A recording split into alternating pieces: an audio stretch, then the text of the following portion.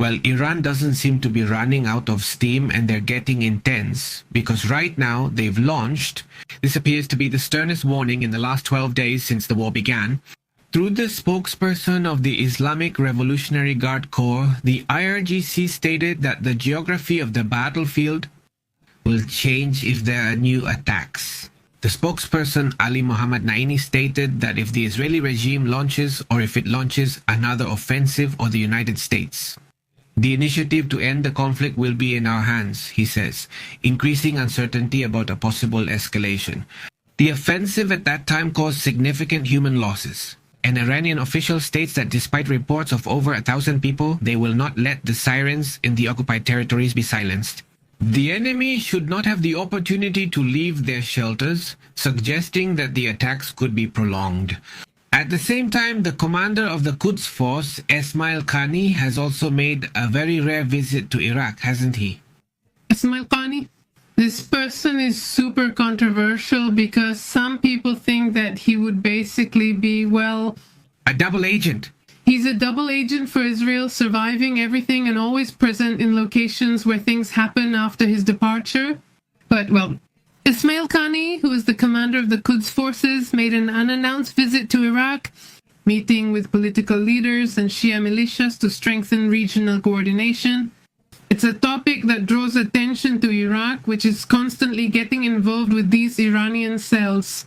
According to Iraqi sources cited by Al-Ai al-Ekbariyai, Khani's visit aims to secure strategic support ahead of the upcoming parliamentary elections in Iraq, because they are also trying to gain political strength in this country. And the recent attacks on these oil facilities in the Iraqi Kurdish region and also on a United States one, right? Yes. They have been attributed to these pro-Iranian militias, although Khani described them as not authorized by Tehran within their groups. Okay, so then we have people who are, in this case, well, issuing warnings. People who could... Let's see, if they manage to convince Iraq could be important when it comes to a second round of the conflict. Although, well, what we've seen is that Iraq turned its back on Iran because Iraq allowed Israeli flights to pass through. Come on, they did absolutely nothing in favor of Iran. Instead, they seem to cross their arms and say, you guys figure it out, I won't do anything. So it seems like Iran is really starting to lean more towards the, what are they called? Not the Shiites, the opposite ones. The Sunnis? The Sunnis. He leaned more towards the Sunnis. Because right now, at least, there isn't any clear indication that they will support Iran. That's why I think they want to try to form an alliance there, which honestly, I see as really complicated. But look, we're here checking comments and it says the sea is receding in northern Chile. Let's see if that's actually happening. Where did you see it? Jalala Refugio, thanks for the info. The tsunami warning, just to be clear, hasn't ended. I mean, it's still ongoing. The tsunami warning is still in effect. So the probability of more warnings being issued is real, right? Additionally, there is ongoing underground activity in the area. According to the network of accelerometers, the warning remains in effect, is still because of the same 8.8 earthquake, not because of another earthquake. So the warning is still there, just to be clear. I don't know what civil protection is saying in Mexico or in other countries, but at least based on the network of accelerometers.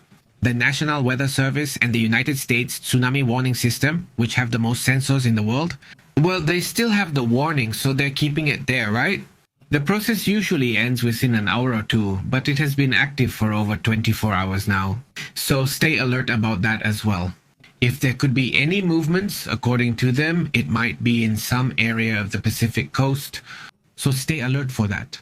Let's move on to other topics.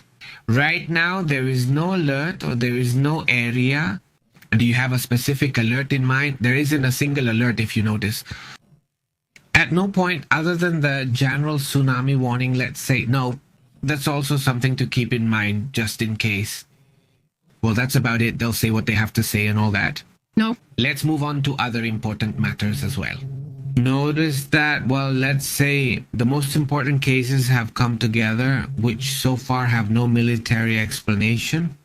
I think there are about 10 or 12 cases, but let's focus on the first 5 cases for now. Well, what are they called? To the UFOs? No. Let's see which cases are most important. Just before anything else, let me remind you that we're on Telegram. If you get the chance, follow us there. I don't know if I can move you a little over here. There it is. Look, just so you can see. There it is. Down there in the description is our Telegram account, Twitter, WhatsApp, etc. You can follow us there so you get notifications when we're live. Before we go, let's also discuss the still mysterious military cases of unidentified flying objects. There are a couple of things I'd like us to take a look at. This is one of them. That's a moment they're experiencing on vacation right on the coast. That's in Odessa. That's in Odessa in Ukraine. In Ukraine at the beach. Well, there are people who are on vacation. Despite the war, life in much of Ukraine, goes on with a certain normalcy. People go to work, they go to school. And right now, they're creating the largest bomb alert system on the planet. A system that isn't ready yet, but will be integrated soon to, notify all areas, even the most remote ones, to give notice when there's an alert of they can seek shelter in case of an attack. But apart from that, they're on vacation despite the events unfolding in the background.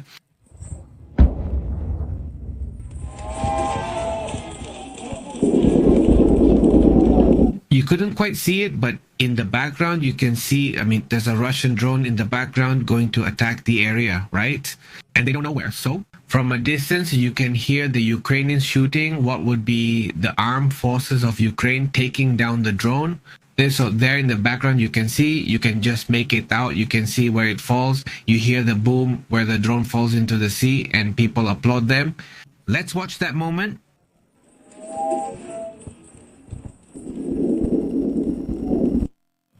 Well, these are some of the curious things happening right now. But anyway, let's go to this other image. Let's see if we can put it here. This is another image also of these curious things from the conflict of the war. This is a person, a Ukrainian who stayed behind because he can't walk. He's kind of injured and he's in a very remote and very dangerous area where there are a lot of Russians. So, he's asking for help and there are Ukrainian drones flying around. And he's saying, hey, give me a hand, right? So the Ukrainians are making a plan. How can they assist him using a drone that is slightly larger in size? They sent him this to see if it could be put there. And if you could see it, look. They send him a bicycle. There it is, hanging from the drone. The drone is up above. They send him an electric bicycle so he can get on. And, they're silent. You don't need to pedal. It's just like a motorcycle.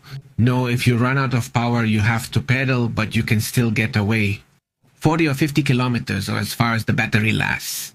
In that case, we'd have to look at the point is not to make this too long, because they do a very interesting report on how this is achieved. They leave the bike, the person gets on the bike and rides it, right? They evacuate themselves. They evacuated themselves with few injuries. You can see the aftermath from a drone image at the end. There he goes. There he is on the bike. Hurry, go back. Because obviously he was really close to the front there.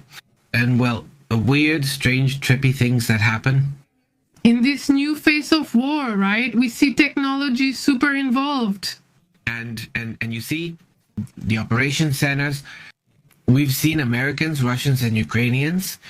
The operation centers honestly look more like gamer rooms. You even see those who are on the front lines, and you see them, and they're the gamer guys from way back, of course with uniforms, but they're the same gamer guys who have these tables full of screens. And from there, they're coordinating whether they're going to attack or rescue or deliver information, or if someone is getting into the front lines, things like that. Come on, they have surveillance, they have attack, they even have rescue operations. Exactly. This whole drone issue became so fundamental for both countries, both Russia and Ukraine, that now kids as young as 5 or 6 years old are already being taught how to operate drones. Flying drones in first-person view is an intense experience. Let's move on to other topics. Let's talk about other important matters too. There are several cases of